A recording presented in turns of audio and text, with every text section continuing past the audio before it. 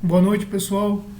Hoje eu quero compartilhar com vocês uma palavra que está na Epístola aos Efésios, epístola que o apóstolo Paulo escreveu. Se você tiver uma Bíblia aí, acompanhe comigo e vamos fazer a leitura da palavra de Deus. Efésios capítulo 1, o versículo 3 em diante. Bendito seja o Deus e Pai de nosso Senhor Jesus Cristo, que nos abençoou com toda sorte de bênçãos espirituais nas regiões celestiais em Cristo Jesus. Nele nos escolheu antes da fundação do mundo para sermos santos e irrepreensíveis diante dele no amor. Ele nos predestinou para sermos seus filhos adotivos por Jesus Cristo, conforme o beneplácito da sua vontade, para louvor e glória da sua graça, com a qual ele nos agraciou no amado. E é pelo sangue deste que temos a redenção, a remissão dos pecados, segundo a riqueza da sua graça, que ele derramou profusamente sobre nós, infundindo-nos toda sabedoria e inteligência, dando-nos a conhecer o mistério da sua vontade, conforme decisão prévia que lhe aprouve tomar, para levar o tempo à sua plenitude, a de que em Cristo encabeçar todas as coisas, as que estão nos céus e as que estão na terra. Nele, predestinados pelo propósito daquele que tudo opera segundo o conselho da sua vontade, fomos feitos sua herança, a fim de servirmos para o seu louvor e glória. Nós, os que já antes de vós esperamos em Cristo, nele também vós, tendo ouvido a palavra da verdade, o evangelho da vossa salvação, e nela tendo crido, fostes selados pelo Espírito da promessa, o Espírito Santo, que é o penhor da nossa herança, para a redenção do povo que ele adquiriu, para o seu louvor e glória. Então a gente vê aqui nesse texto que Paulo escreve à igreja que está localizada na cidade de Éfeso, na Ásia Menor. Paulo ele dá um resumo nessa epístola, no começo dessa epístola, ele dá um resumo sobre o plano de Deus para salvar o homem. Porque quando o homem se afastou de Deus, quando o homem caiu lá no jardim do Éden, Deus não rejeitou a sua criação. Deus ele já tinha traçado um plano, porque o propósito de Deus é salvar. Deus ele não se agrada na morte do ímpio, na morte das pessoas. Deus não se agrada das coisas ruins que estão acontecendo hoje no mundo. Nós tivemos aí agora há pouco tempo a morte de um rapaz que estava fazendo coisas que não agradam a Deus e acabou morrendo precocemente. Deus ele não está contente com essas coisas, mas acontece que nós tomamos decisões erradas na nossa vida. Muitas vezes a gente toma decisões erradas e muitas vezes a gente acaba fazendo o que não agrada a Deus. E a gente acaba atraindo para a nossa vida aquilo que Deus não planejou. Porque segundo essa epístola que Paulo escreveu, o plano inicial de Deus é para que o homem tivesse felicidade, tivesse paz, tivesse alegria, não precisasse passar por tudo o que está passando. Mas então por que as coisas ruins estão acontecendo? Por que tantas dificuldades? Por que tantas mortes? Por que tantas doenças? Por que tantas tragédias? As pessoas perguntam isso. Essa é a dúvida que está na vida e na cabeça de muitas pessoas. Muitas pessoas, inclusive, que acreditam em Deus. Mas a resposta para essas coisas, muitas dessas coisas, está na própria palavra de Deus. A palavra de Deus ela é o nosso manual, ela é o nosso guia. se a gente não anda de acordo com as coisas que aqui estão escritas, a gente provavelmente, com toda certeza, a gente vai colher essas coisas ruins. Porque Deus nos deu um manual, Deus nos deu um guia para a gente seguir e para a gente ser feliz, para a gente conquistar as coisas que Deus planejou para nós. Porque o maior interessado que a gente seja abençoado é o próprio Deus. O próprio Deus, como Pai, Ele quer que os seus filhos sejam abençoados. Mas para que isso aconteça na nossa vida, existem algumas condições para que as bênçãos de Deus, e quando eu falo de bênçãos, não são só bênçãos materiais, são principalmente bênçãos espirituais, porque as bênçãos materiais, elas são consequência das bênçãos espirituais. Se eu estou diante de Deus, se eu estou agradando a Deus, se a minha vida agrada a Deus, então automaticamente as bênçãos materiais virão também. Porque Deus sabe que eu preciso comer, Deus sabe que eu preciso me vestir, Deus sabe que eu preciso de um lugar para morar, Deus sabe de tudo isso. Deus sabe de todas essas coisas. Mas acontece que nós estamos invertendo as prioridades na nossa vida. Nós temos invertido as prioridades na nossa vida. As prioridades que deveriam ser as coisas espirituais, as coisas de Deus, muitas vezes nós deixamos isso em segundo, terceiro plano, quando nem nos preocupamos com isso. E Paulo está dizendo aqui que Deus, ele já tinha traçado um plano, porque o ser humano sem Deus sempre vai tomar decisões erradas. Um ser humano sem Deus, um ser humano que não é guiado pelo Espírito Santo, ele sempre vai tomar decisões erradas. Sempre vai por caminhos tortos e não vai se dar bem. Por isso que nós precisamos nos voltar para Deus. Por isso que nós precisamos satisfazer essa condição que o apóstolo escreveu aqui na Epístola aos Efésios. Precisamos receber a Cristo. Essa palavra que Paulo escreveu não é para todos. Esta palavra que Paulo escreveu são para pessoas que já tomaram a decisão por Cristo, que já tomaram a decisão em andar em santidade. São essas pessoas que são chamadas filhos de Deus. São estas pessoas que são chamadas para a salvação. São estas pessoas que são predestinadas para a salvação.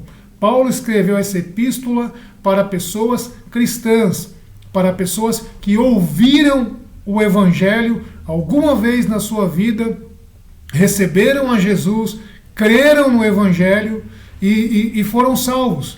Porque é através disso que a salvação acontece. Através de nós ouvirmos a palavra, ouvirmos o Evangelho, tomarmos uma decisão, recebermos a Cristo e andarmos em santidade. É a partir daí que nós somos chamados filhos de Deus. Para ser filho de Deus, a condição é esta. Para ser filho de Deus e ser herdeiro de Deus, herdeiro das coisas de Deus, das promessas de Deus, porque Deus tem muitas promessas para aqueles que são chamados seus filhos. Deus tem muitas promessas. Deus promete uma vida de paz. Deus promete a vida eterna, que é muito mais importante que qualquer coisa que a gente busque aqui na terra. Porque a nossa vida aqui é curta e é passageira. Eu acabei de falar desse rapaz que morreu aí, e tantos outros que estão morrendo, que a gente nem sabe. Tantas outras pessoas que estão perdendo as suas vidas aí diariamente e a gente nem sabe. Deus, ele quer salvar o homem, mas Deus, ele aguarda que o homem também faça a sua decisão de se voltar para Deus, de deixar as coisas erradas de lado, de andar em santidade, de ter entusiasmo para as coisas de Deus. Porque muitas vezes nós temos entusiasmo para tantas coisas, mas nós não temos entusiasmo para as coisas de Deus. Paulo escreveu essa epístola aos Efésios, e lá em Apocalipse, lá no livro de Apocalipse, Jesus ele dá uma repreensão para esta mesma igreja que se encontrava na cidade de Éfeso. Jesus ele fala lá em Apocalipse, na epístola aos Efésios, que vocês são pacientes, vocês são perseverantes, vocês não se deixam enganar por falsos cristãos, né, falsos líderes, mas eu tenho uma coisa contra vocês. Vocês abandonaram o primeiro amor. Vocês já não fazem as mesmas coisas que vocês faziam no começo. Vocês já não têm aquele entusiasmo que vocês tinham pelas coisas, pelas minhas coisas, pelas coisas de Deus, como vocês tinham no começo. Então Paulo, ele escreve aqui, ele descreve vários elogios, ele descreve várias coisas boas para essa igreja, mas isso serve de alerta para nós. Isso serve de alerta, porque o tempo vai passando e muitas vezes a gente vai esfriando, muitas vezes a gente vai deixando as coisas de Deus de lado e a gente só vai se preocupando com as coisas aqui de baixo. E aí vem a frieza espiritual. Mas mesmo assim tem condições de mudar isso. Mesmo assim tem condições, se a gente se esforçar, se a gente se voltar para Deus, se a gente lutar, se a gente for contra nós mesmos. Nós temos que lutar contra nós mesmos. A maior luta do homem é a sua luta interior, de não se acomodar, de não parar na caminhada. Porque Paulo escreve essa epístola aos Efésios dizendo, olha, vocês são salvos, vocês são abençoados, vocês receberam o Evangelho, vocês estão progredindo na fé. Mas lá para frente, no livro de Apocalipse, para esta mesma igreja, Jesus faz uma repreensão, que eles não estão fazendo as coisas que eles faziam no começo, que eles não estão fazendo com toda a força, com toda a dedicação, com todo empenho. Essa palavra é para todos nós que somos cristãos, para todos nós que decidimos por Cristo.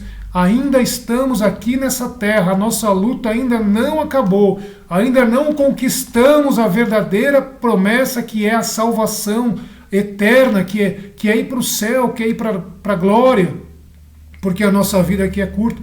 Enquanto estivermos aqui, teremos que lutar contra nós mesmos, contra os nossos inimigos, os inimigos da nossa alma, que a Bíblia fala quem são, aqueles que se voltam contra Deus, contra os inimigos espirituais, que a Bíblia também fala quem são. Então, nós temos muito que lutar ainda. A nossa luta ainda não acabou. A nossa caminhada ainda está ativa aqui na terra. Só teremos descanso quando estivermos lá no céu. O inimigo das nossas almas, que é Satanás, ele quer que a gente esfrie. Ele quer que a gente não se importe com as coisas de Deus. Ele começa a nos cercar com várias coisas, com coisas que vão apertando, com problemas, com situações, com comodismo, com várias coisas, várias armas, várias táticas que ele usa para fazer com que a gente desanime. Usa pessoas também que estão próximas da gente, pessoas que se dizem irmãos, que se levantam contra nós, que falam coisas que nos afligem, que nos desanimam muitas vezes. A gente tem, de todos os lados, a gente tem motivo para desanimar e parar. Em todos os lados, se a gente for olhar para a nossa volta, a gente tem diversos motivos para a gente parar e para a gente desanimar. Mas temos uma promessa, a promessa de Deus, que Cristo ele está conosco. Se você já recebeu a Jesus como Senhor e Salvador da sua vida, você já tem a promessa da salvação. Você já tem a promessa de viver uma vida plena. Mas a caminhada continua, a luta continua. Precisamos fazer as nossas coisas, precisamos trabalhar, precisamos estudar, mas não podemos esquecer que a nossa vida aqui é passageira. Temos que ter tempo para Deus, temos que ter tempo para as coisas de Deus, temos que separar tempo para as coisas de Deus, porque o mínimo que a gente pode fazer por tudo que Deus fez conosco, por todas as bênçãos que Deus nos proporciona, é separarmos tempo para Ele. Quando a gente se afasta de Deus, os problemas vêm. Quando a gente se afasta de Deus, o inimigo se levanta com mais força ainda, Quando a gente se afasta de Deus, nós ficamos vulneráveis ao ataque inimigo. Ficamos mais vulneráveis ainda. A palavra de Deus diz que nós precisamos do escudo. Nós precisamos das armas espirituais para estarmos firmados na palavra de Deus, firmados em Deus e não perdermos a nossa promessa, a nossa herança que Deus já reservou para nós. Paulo fala que nós somos predestinados para a salvação, porque um dia nós ouvimos a palavra. Então temos que tomar cuidado com as coisas que nós ouvimos hoje em dia, que nós lemos, que nós olhamos, que nós pensamos, porque nós podemos abafar essa palavra do nosso coração. Nós podemos, com as nossas atitudes, abafar a palavra de Deus e fazer com que essa palavra seja infrutífera na nossa vida. Temos que tomar cuidado com isso também, porque a semente da salvação já foi plantada em nós. A semente da salvação do Evangelho já foi plantada na nossa vida. Então nós temos que tomar cuidado para que essa semente não seja abafada e a gente acabe sendo infrutífero para as coisas de Deus. Deus nos chamou para que a gente fôssemos frutíferos, que a gente pudesse trazer frutos, que outras pessoas pudessem ser abençoadas através das bênçãos que Deus nos deu. Porque quando Deus nos dá algo, nós temos que abençoar outras vidas também. E isso não é só material, isso é espiritual, é em toda a esfera, em todos os sentidos.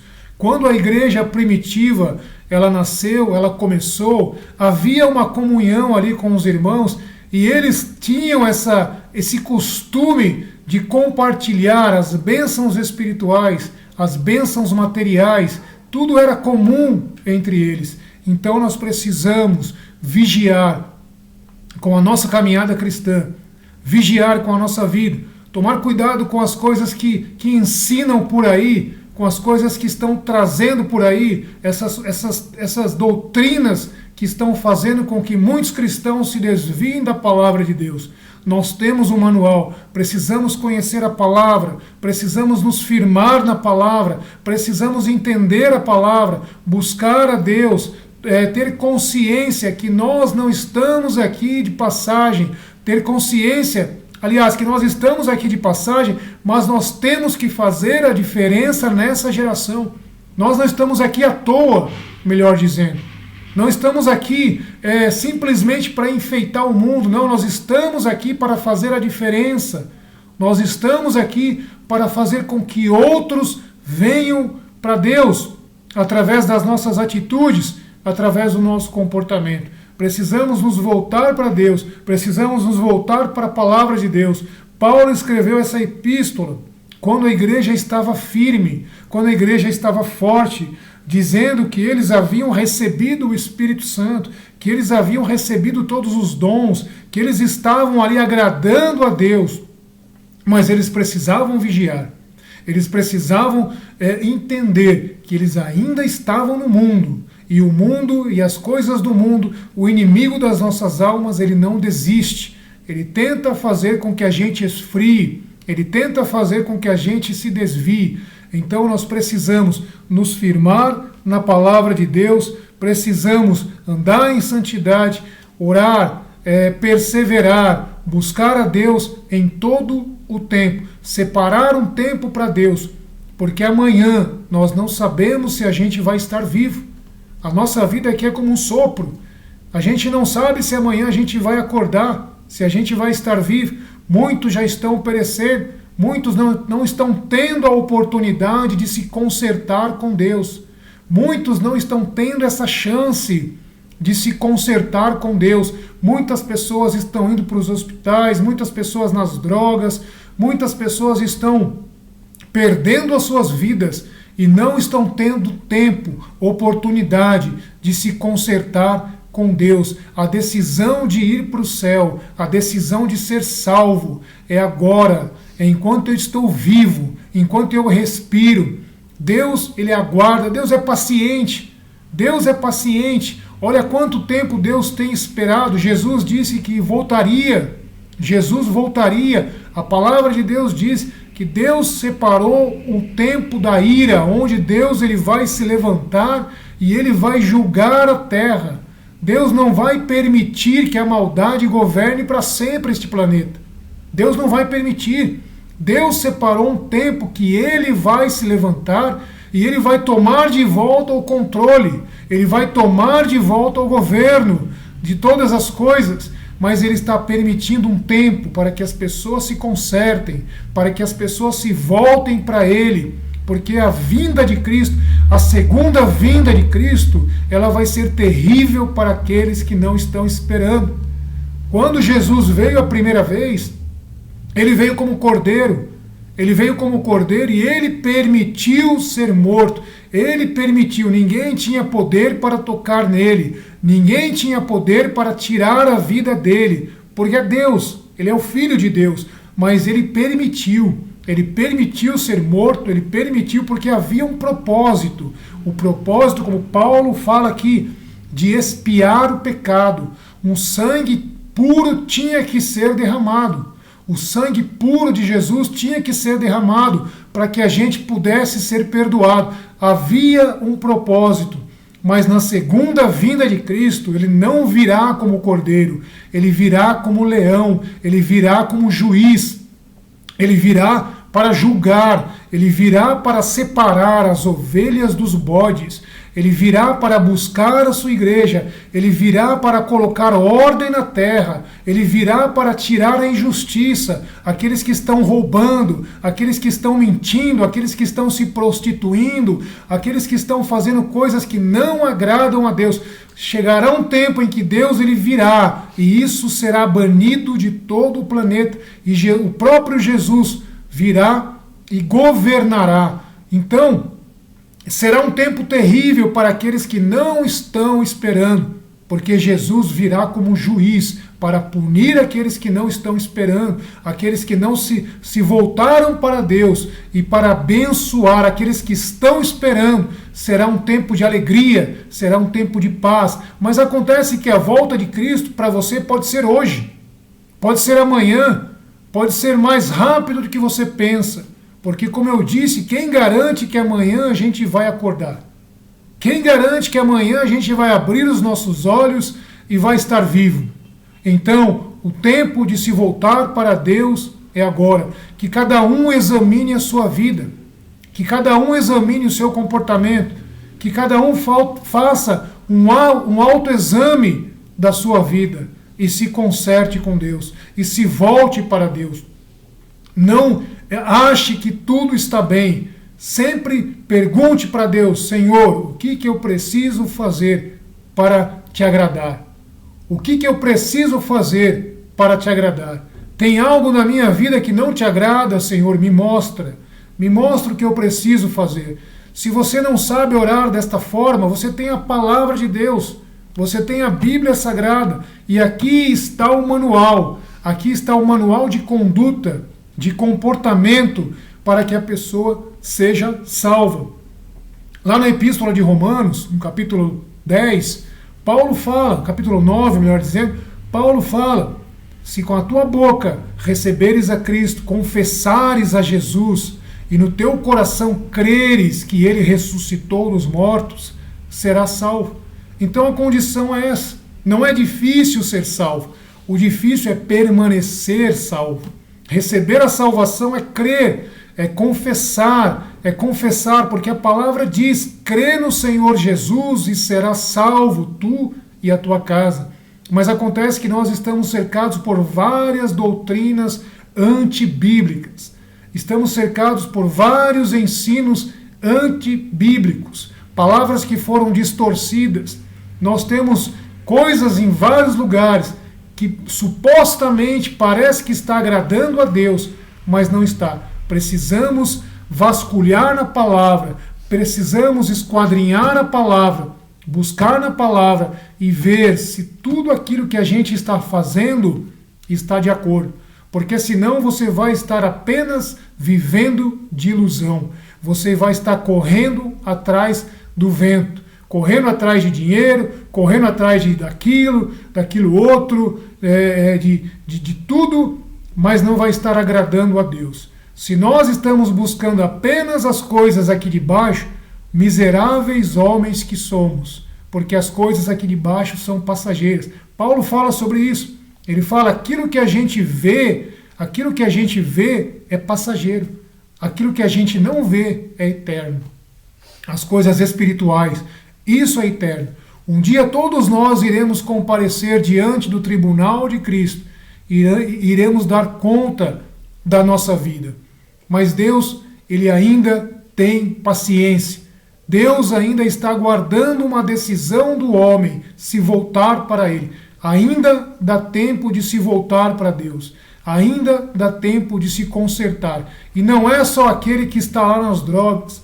Não é só aquele que está na prostituição.